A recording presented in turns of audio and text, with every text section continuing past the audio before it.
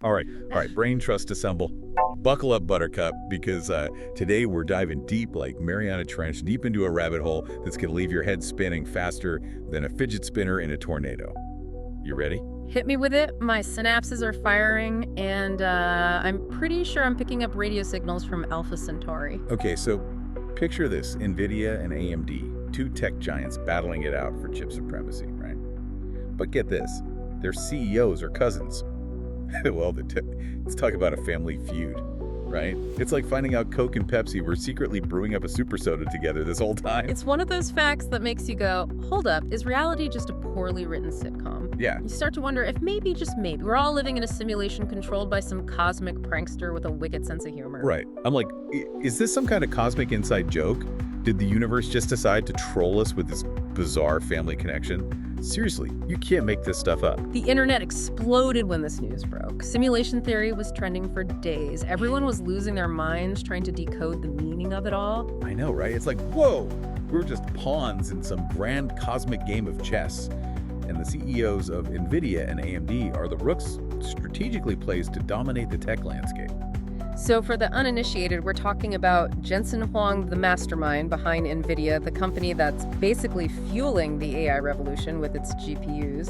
And on the other side of the ring, we have Lisa Su, the CEO, who resurrected AMD from the tech graveyard and turned them into a force to be reckoned with. These two ruling the chip world. Seriously, I feel like I need to say it in all caps of flashing neon lights. It's just so mind-boggling. It's like, imagine if you found out that the people who invented the internet were also secretly in charge of making sure that pizza delivery guys never get lost. It's that level of wild. It's a trip, for sure. And what's even more fascinating is that their backgrounds are surprisingly similar. Both were born in Taiwan, both came to the United States, and both ended up leading these massive tech companies. You know, the whole immigrant success story, but with a twist. It's like, did their families have some secret pact to conquer Silicon Valley? Were they passing blueprints for microchips back and forth during those family reunions? I bet those Thanksgiving dinners were intense, man. Like, pass the cranberry sauce, and by the way, how's that new graphics card coming along? You think you could beat my clock speed? It does make you wonder about the dynamics at play.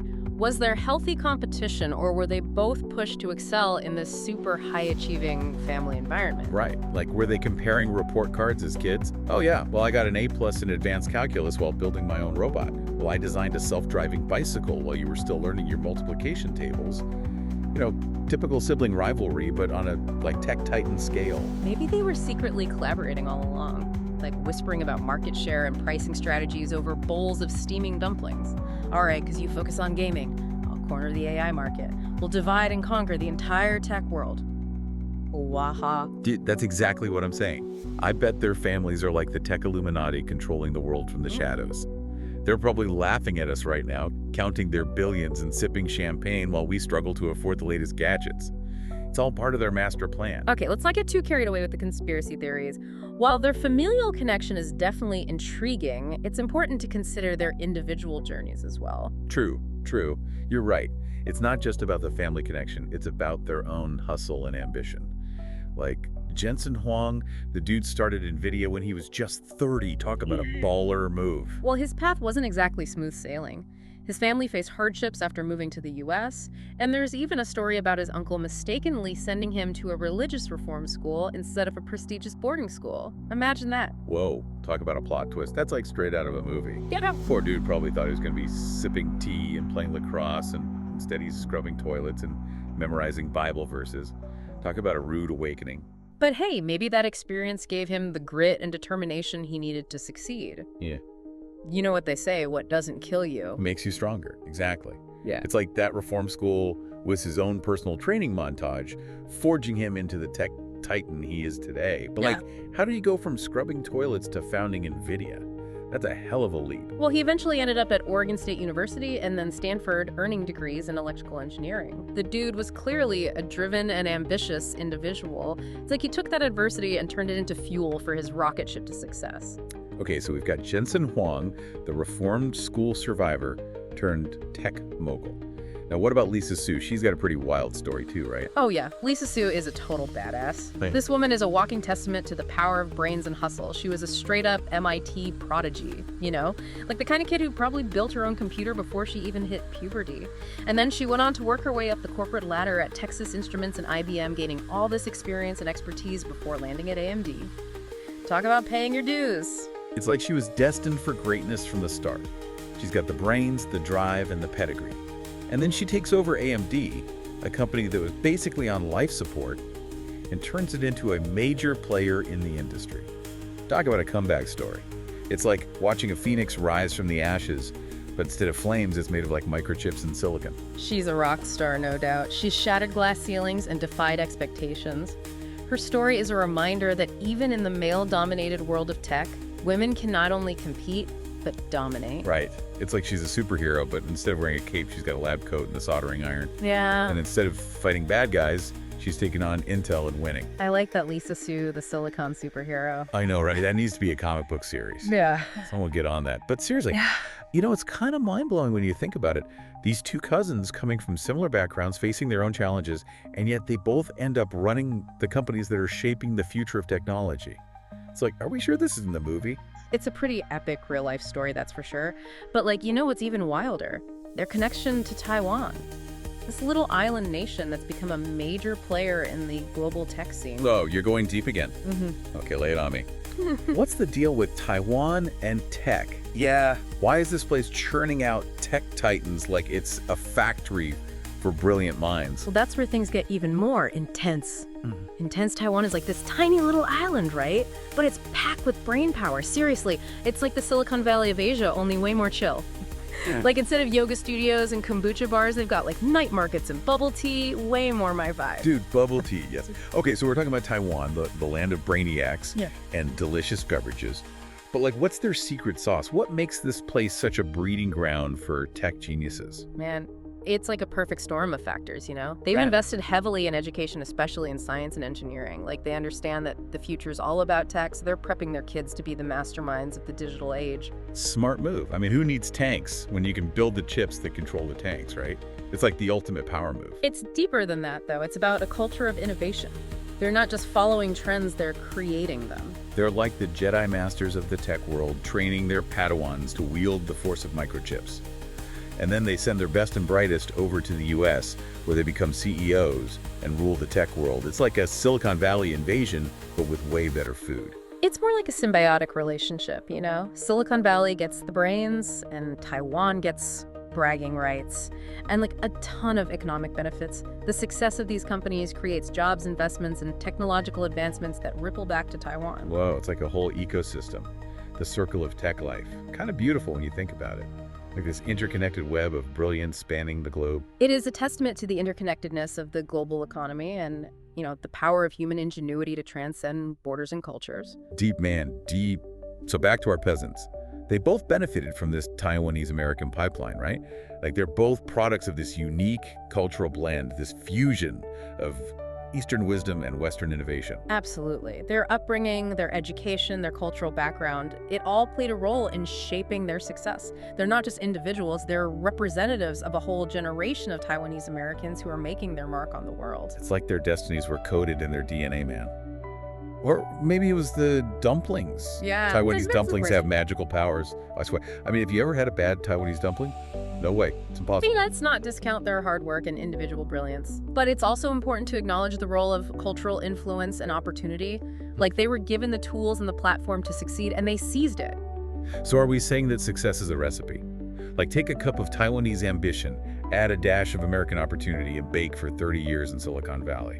It's not quite that simple, but you're getting at the idea that success is rarely a solo act. It's a combination of factors, both personal and external. It's about talent, hard work, timing, and maybe a sprinkle of cosmic destiny. Okay, let me get this straight.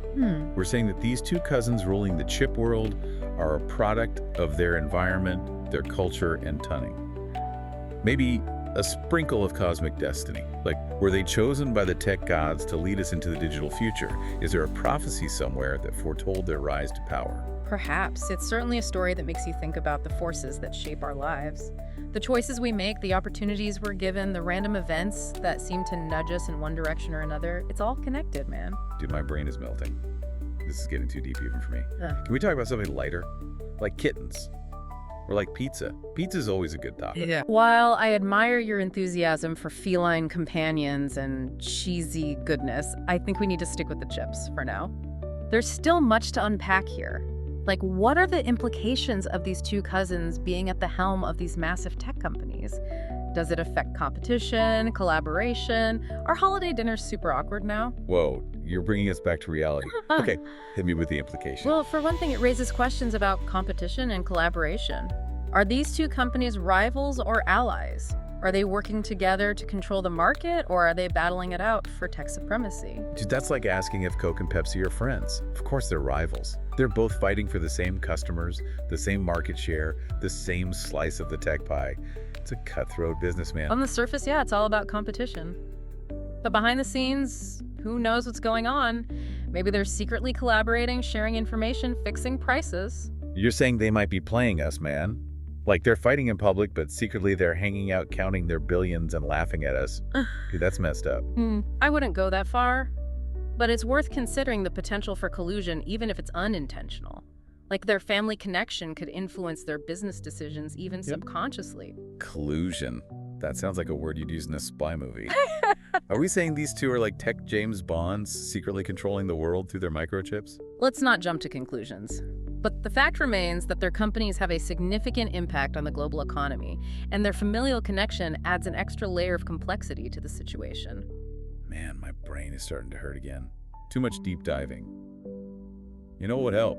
Gummy bears. You want some gummy bears? I'm good for now. But let's not lose sight of the fact that we're talking about more than just chips and CEOs here. We're talking about the future of technology, the balance of power in the tech world, and the impact it all has on our lives. Dude, that VR sesh was intense. My brain is still buzzing. It's like I can feel the algorithms coursing through my veins. We were like digital gladiators battling for supremacy in a world made of pixels and polygons. I told you I was a VR pro. You put up a good fight, though. You're nippy. Hey, I held my own. But seriously, that whole experience, it really makes you think about the power these chips have. It's like they're not just pieces of silicon, they're gateways to entire worlds. And to think these worlds are being shaped by cousins, it's still blowing my mind, man. It's a trip, for sure. Like, we're talking about the convergence of family technology and global influence. It's a story that's both bizarre and profound. So where do we go from here? What's the final verdict on these chip-wielding cousins? Are they heroes, villains, or maybe like anti-heroes? Like they're doing good things, but maybe they're also a little bit shady. There's no easy answer, man. They represent both the promise and the peril of the tech industry. They're pushing the boundaries of innovation, but they're also wielding a lot of power. And power, as we all know, can be a dangerous thing. Promise and peril. Dude, that sounds like a superhero movie tagline. I can see it now. Nvidia versus AMD, the chip wars, coming soon to a theater near you. Perhaps it is a bit like a superhero movie. Except in this case, the superpowers are real and the stakes are incredibly high. Deep, man. Deep. It's like with great power comes great responsibility. Yeah. Spider-Man said that. Or maybe it was Uncle Ben. Either way, it's a heavy truth. The sentiment holds true regardless of the source. The decisions these CEOs make have far-reaching consequences. They're shaping the future of technology, and in turn, they're shaping the future of humanity. So what can we do? Should we be worried? Should we be celebrating? Should we be stocking up on canned goods and building underground bunkers? I wouldn't say worry is the appropriate response. Awareness is key. Understanding the forces at play, the connections, the potential for both good and bad outcomes. Knowledge is power, man. Okay, I'm officially aware. Now what? Now we engage. We ask questions, we demand transparency, we hold these companies accountable for their actions. We don't just blindly accept the technology they're creating. We think critically about its impact on our lives and on society as a whole. Whoa, you're like a tech activist now. I dig it. So we're not just passive consumers, we're active participants in the tech revolution. We're the resistance, fighting the good fight against the forces of, well, I'm not sure what we're fighting against, but it sounds epic, right? It's not about fighting, it's about informed citizenship. It's about understanding the complexities of the tech world and using our voices to shape its future. Deep, man, deep.